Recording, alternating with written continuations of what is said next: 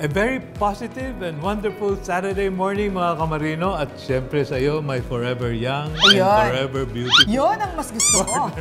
Ikaw yung forever young, ako yung forever beautiful. Ayan, tingnan mo nga naman. Alam mo, dapat kasi, Admiral, every morning, lagi tayo nagbibigay ng mga positivity. Bakit?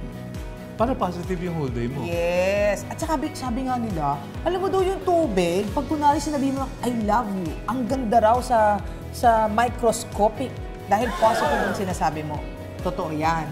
O, pagka sinabi, I hate you, ang pangit daw yung lumalabas. Aba, may study yan, pero sa susunod na lang kasi study pa. Kaya nasa libro yan, binasa ko, nakakalimutan ko lang kung saan. Pero sabi nga nila, pag wala kang magandang sasabihin sa isang tao, huwag ka na lang magsalita. Huwag ka na lang magsalita. Oo, kasi nakakasira ng kanyang mood. Kaya positive lang tayo ngayon. Di ba, Admiral? Tama ka dyan, partner. Siguradong katulad mo rin ang ating mga kamarino na laging naghahanap ng motivation araw-araw sa kanilang trabaho. Tama yung paggising, positive ka agad. Tama. Kasi nga, yung proper motivation can lead to positive things. So, ang isipin lang nila, nako, bukas, yayaman ako dahil sa marami akong pera. Di ba ang ganda nun? Payday. Payday. Oo, na hindi gagastusin ni Mrs. Hindi, pero ang totoo niyan, mga kamarino, ang maganda para sa ating mga kamarino ay alalahanin nila kung bakit nga ba sila naging marino in the first place. Correct. Diba? Sino nga ba nag-motivate sa ating mga kamarino na maging marino? Sino? Pamilya. Yun. At dahil yan ang kanilang motivation, yan din ang magiging motivation nila sa mga susunod na pagkakataon. Diba, partner? Tama ka. Ready na ba kayo? Dahil ready na tayo dito, Admiral. Ready na. Ano pang hinihintay ninyo, mga kamarino? Tutok po sa the first and the longest running television program para sa lahat ng Pilipinong magdalaga. Kaya all aboard dito sa Yan ang Marino.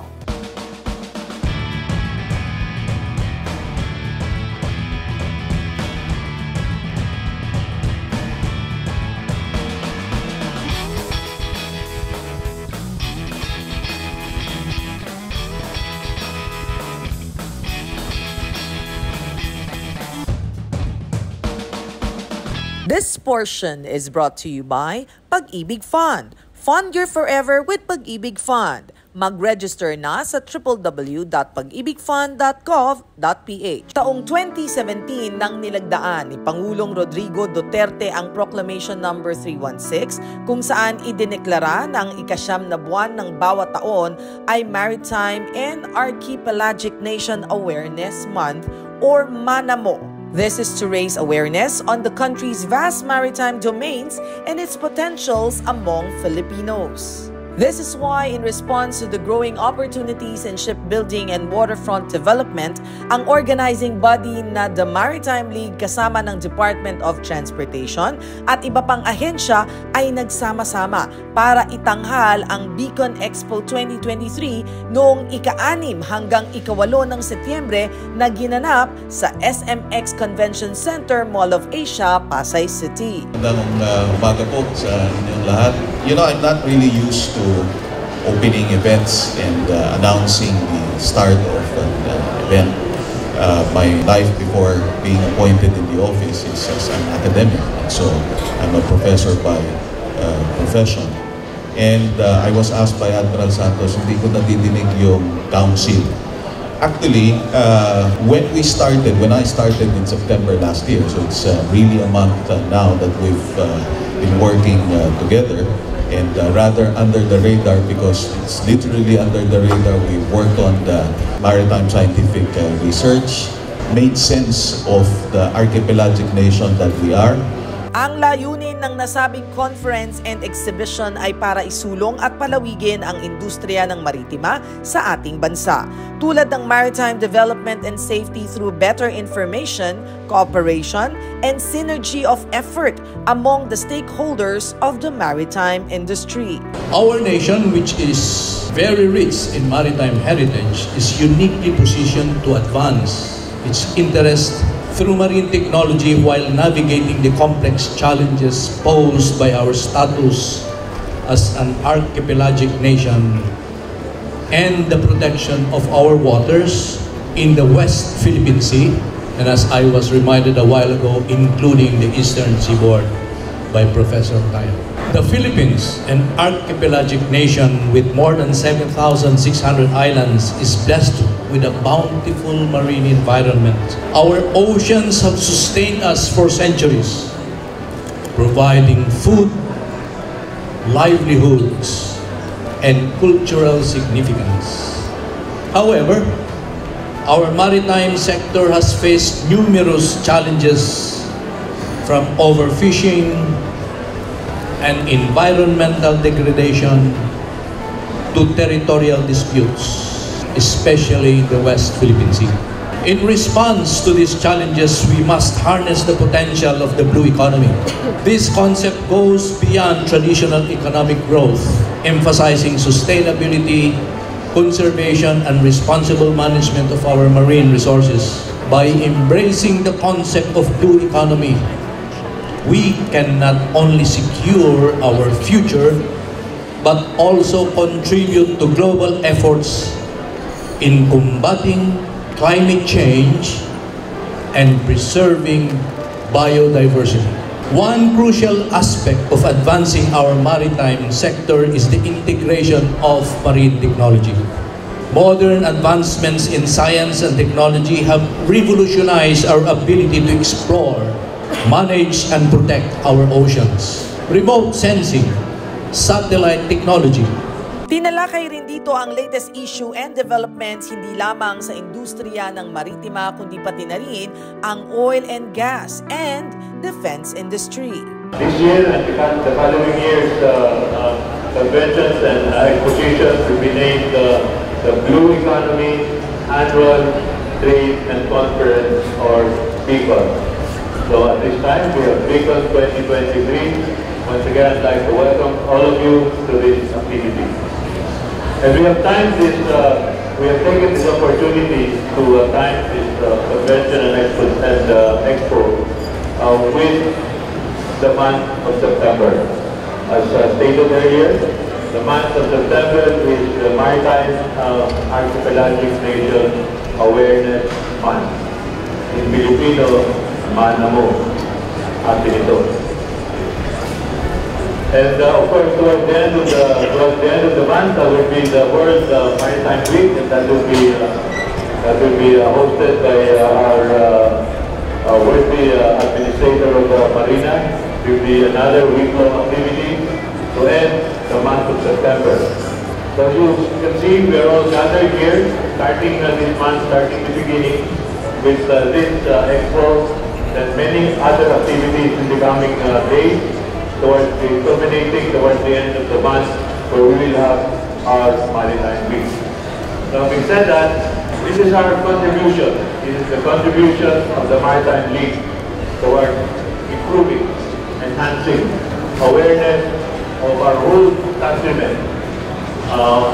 Not only those in the maritime industry, not only those who are in the port and the harbor, but the whole country will have to be aware of our maritime heritage, to be aware of our maritime domain.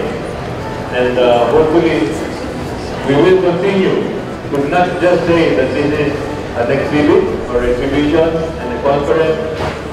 We are going to, as you can see, we are moving forward. We are moving further.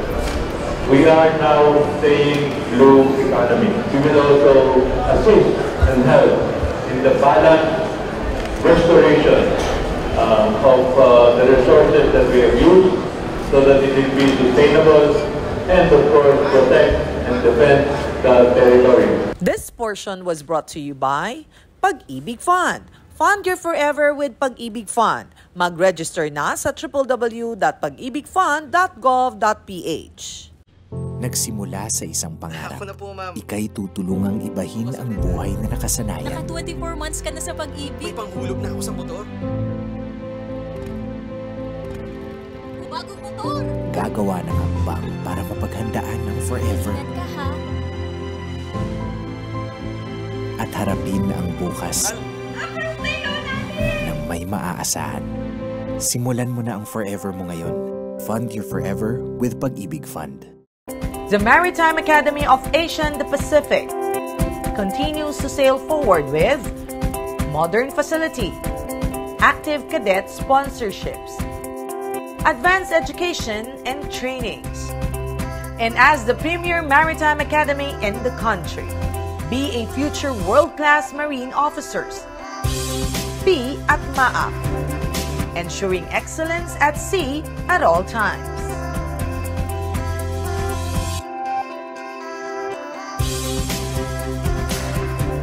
Ang bawat bayaning Pilipinong magdaragat, may kaagapay, may kaibigan, may kakampi, may kasangga, may kabalikat. Ang iyong Associated Marine Officers and Seamen's Union of the Philippines. Kasama mo sa tunay na malasakit. Dahil AMOSUP cares.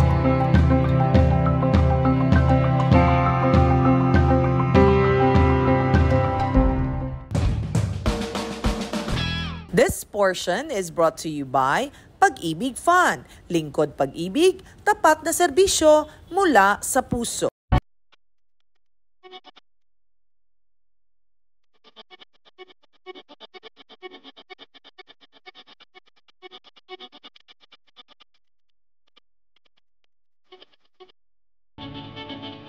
Alam niyo ba kung paano nagsimula ang Maritime Week sa ating bansa?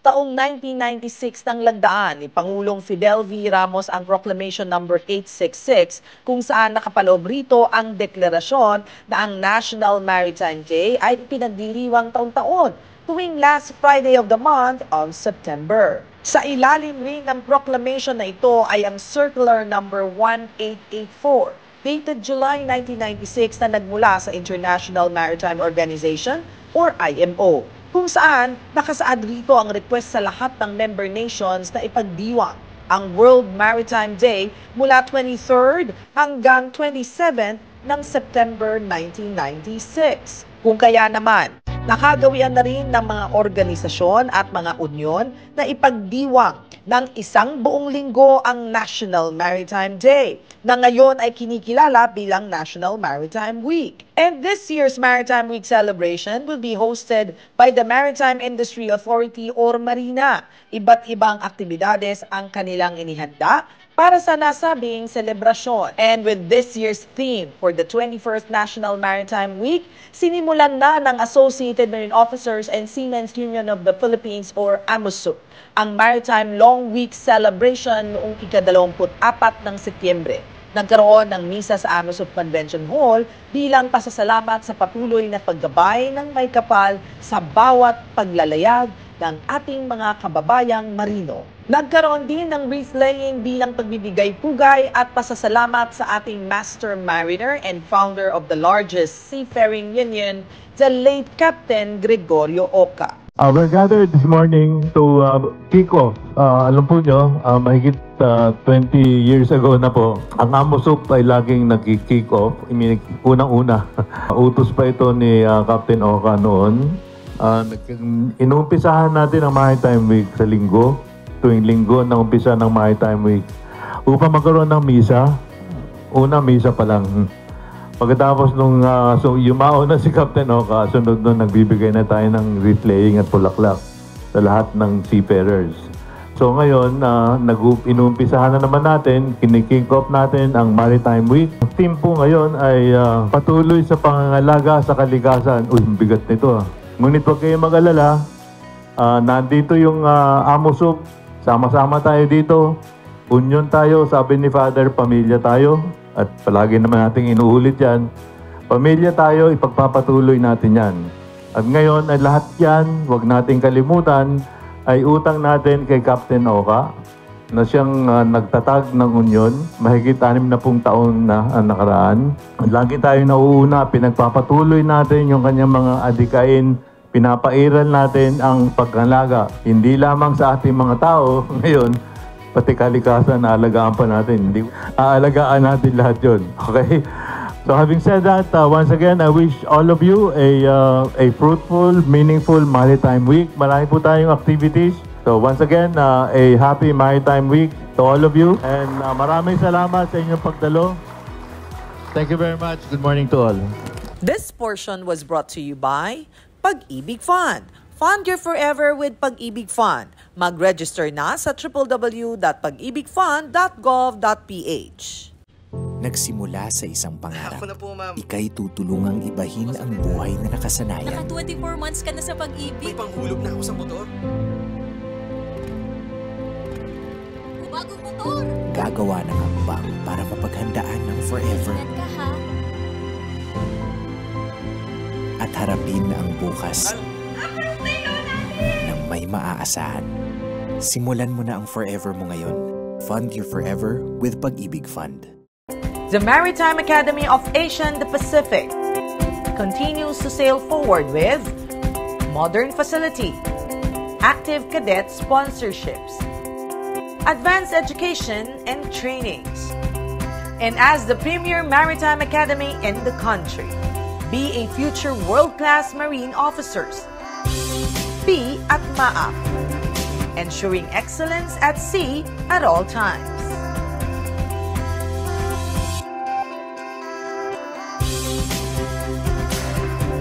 Ang bawat bayaning Pilipinong magdaragat, may kaagapay, may kaibigan, may kakampi, may kasangga, may kabalikat. Ang iyong Associated Marine Officers and Seamen's Union of the Philippines. Kasama mo sa tunay na malasakit dahil AMOSUP cares.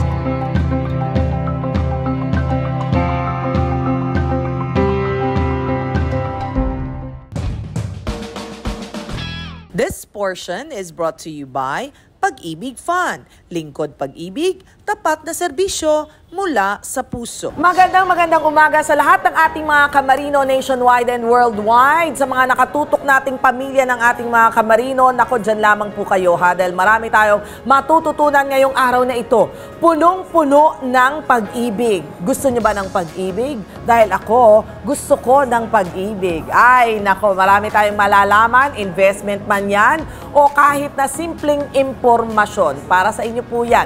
Kaya ngayong araw na ito, natutuwa tayo dahil makakasama natin ang ating mga kaibigan mula sa Pag-ibig. Tayo po ay nagagalak dahil kasama po natin ngayong araw na ito, kaibigan natin mula sa Pag-ibig Fund, walang iba, kundi si Mr. Jack Jacinto, ang Department Manager ng Public Media Relations. Hello at magandang araw sa iyo. Magandang araw, Mare.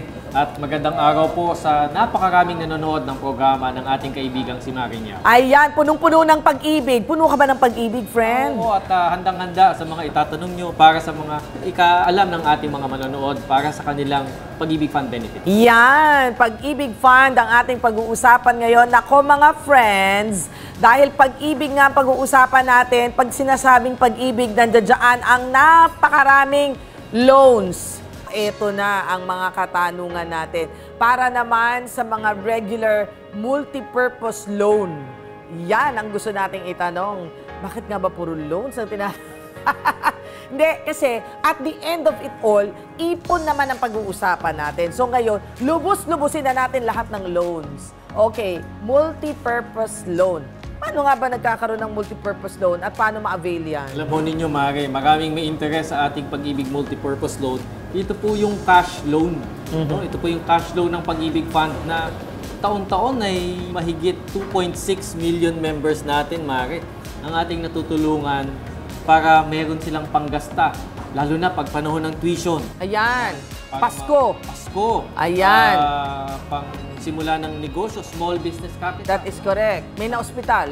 Emergency fund. Oo. Yan pong mga yan at mga pangangailangan po ng ating mga miyembro for immediate cash at maasahang cash ay nandyan po yung Pag-ibig multipurpose loan. Okay. So, paano ang application naman yan? Saka magkano pwedeng mautang if in case? Napakadali po. No? Napakadali pong humiram sa Pag-ibig multipurpose loan. Ang kailangan po lamang ay ang miyembro ay may 2 taong hulog o 24 months na hulog sa Pag-ibig Fund at aktibong naghuhulog. Ang maaari pong mahiram na isang miyembro ay hanggang 80% ng kanyang ipon sa Pag-ibig. Alright, so 80% ng kanyang hulog pwede niyang utangin. Alright. Paano naman ang pagbabayad? Gaano katagal ang pagbabayad ng loans? Ano-ano yung mga range ng mga pagbayad naman ng loans natin? Yan, tama Mari. Yung Pag-ibig multipurpose loan natin, batid kasi natin na kaya humiram yung miyembro sa atin, nangangailangan. Kailangan niya ng pera. Kaya unang feature ng Pag-ibig multipurpose loan natin, na approve ang loan ng isang miyembro, hindi agad sisingilin. Mayroong okay. 2 months grace period. Okay. 2 months grace period para siya ay bigyan ng panuti. Makahinga ng konti. Makahinga ng konti. Tapos ang umpisa ng bayad ay on the 3rd month. Yung pagbabayad, convenient. Lalo na maaari pag ikaw ay employed. Kung ikaw ay nagtatrabaho, ang magdededuct at magkakaltas ng bayad mo sa multipurpose loan ay yung inyong employer. Ikakaltas na lang yun sa salary niya para yung kanyang employer ang siya ng taga-remit ng bayad ninyo sa Pag-ibig Fund. Kung kayo naman ay isang self-employed individual, ang pagbabayad nito ay maaari hindi lamang sa tanggapan ng Pag-ibig, maging sa ating mga collection partners na kung saan maaari kayong magbayad. Alright. Okay. So, ang daming paraan para kayo ay magbayad. So, huwag na kayo mag-isip ng dahilan para hindi makabayad.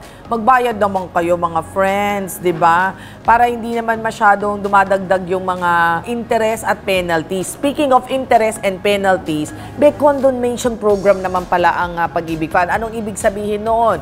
Kayo ay... Ito, tama Mari, no? Yung condonation program naman ng Pag-ibig Fund, ito ay para sa mga employers natin. Nakita kasi natin, Mari, na bagamat ka-recover na tayo mula sa pandemya, may mga business owners, lalo na yung mga mga small medium, and micro enterprises, na may mga hindi sila nabayarang contribution sa Pag-ibig Fund ng kanilang mga empleyado.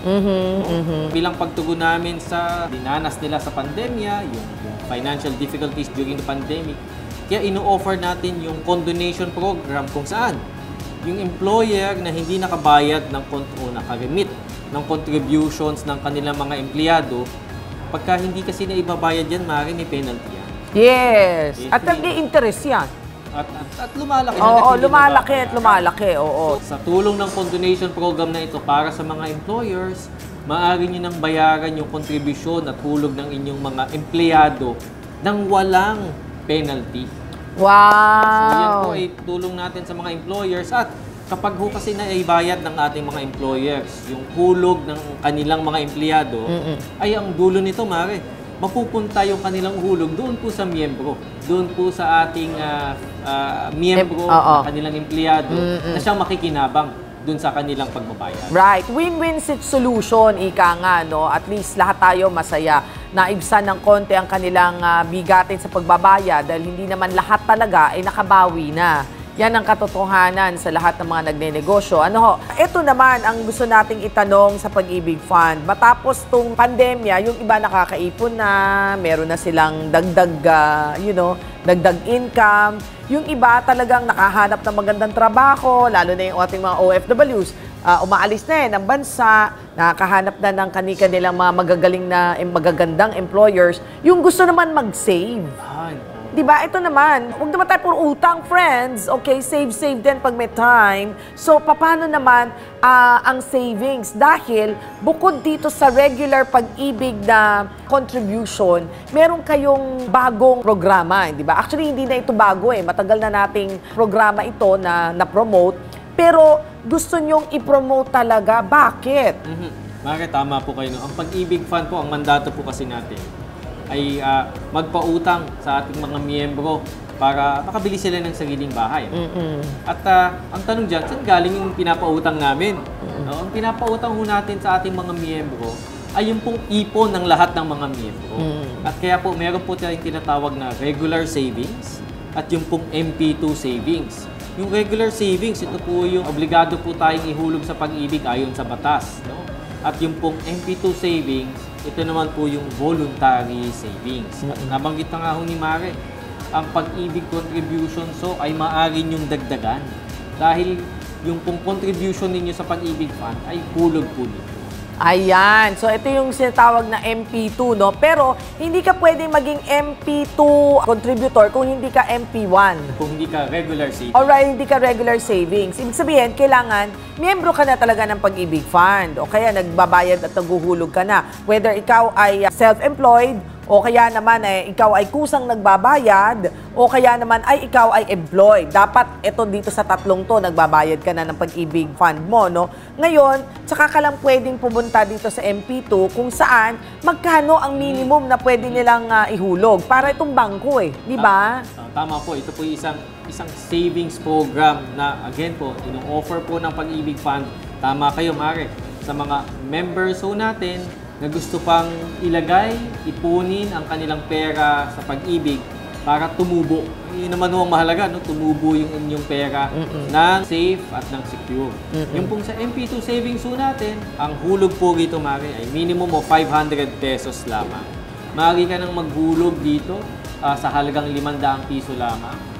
Hindi naman kailangan, Mari, na maghulog buwan-buwan. No? Sa mga panahong merong kang pera, merong kang extra, ayan, pwede kang maghulog sa MP2 savings at ang maturity period nito ay 5 years. So, pag naghulog ka ngayon, kung magkaning pera mo, pakikitain ng Pag-ibig Fund yan, pakikitain namin yan, and after 5 years, maaari mo nang makuha ang iyong pera, pati yung kinita nitong dividendo. Ang maganda dyan, Mari, may option din ang mga miyembro natin na yung dividendong kikitain nila sa MP2 savings, maaari nilang kunin yan annually. Ayan, at hindi lang yan, magkakaroon po tayo ng series dito sa ating Yanang Marino kung saan isa-isa naming i-discuss lahat ng pwede nyong ma-avail sa Pag-ibig Fund. Lalong-lalo na ang pagbili ng bahay at pag-impok ng pera na napakasulit para sa inyo, ha? Kaya go, go, go na tayo mga kamarino. O eto na ha, eto na ang aming first part ng ating discussion. This portion was brought to you by Pag-ibig Fund. Fund your forever with Pag-ibig Fund. Mag-register na sa www.pagibigfund.gov.ph. Nagsimula sa isang pangarap.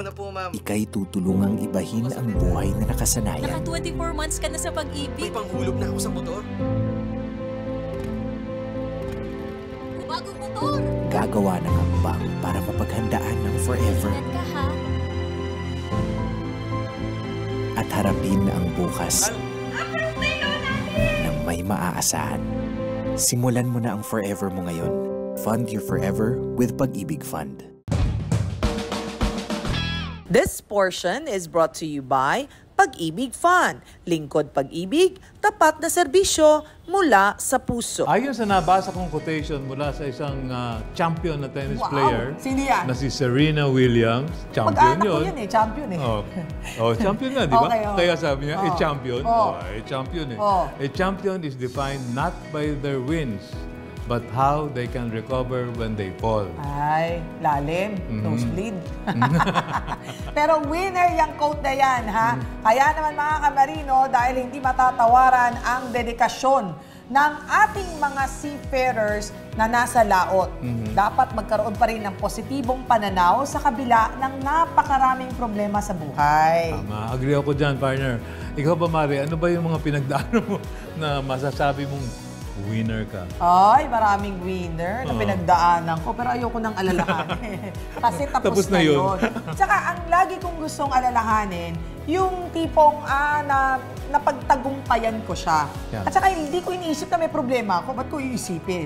Ba't ko pangungunahan? Ang lagi ko iniisip, wala akong problema because whatever you say in your mouth shall happen. So declare the things that you want in your life and that will surely happen. So kung araw-araw parang sinasabing araw-araw tayo, ay mamalasin tayo, ay mamalasin ka. Talagang mamalasin ka. Kung lagi mong sinasabing positibo ako, lagi kong gagawin ng tama, ganito, lahat positive, lahat ng sinasabi mo sa iyong bibig ay mangyayari. Agree? Agree. At kahit na ano pang trials ang makikita mo, kung sakali man na may trials na na-overcome mo, eh yan ay blessing. Correct. Kasi lalo kang lumakas dahil doon. Di Oh, ba? yun. So, mga kamarino, lagi nating tandaan, ang inyong motivation, ang inyong pamilya. Well, anyway, sabi nga natin, ang buhay ay wala lang. Hindi, Buhay pa rin. Masaya dapat tayo lagi. Diba, Admiral? So, tapos na naman ang ating programa. Yeah, totoo yun. Tapos na naman. And so, till our next adventure. But for now, anchors away. Bye, everyone! Bye-bye. Bye!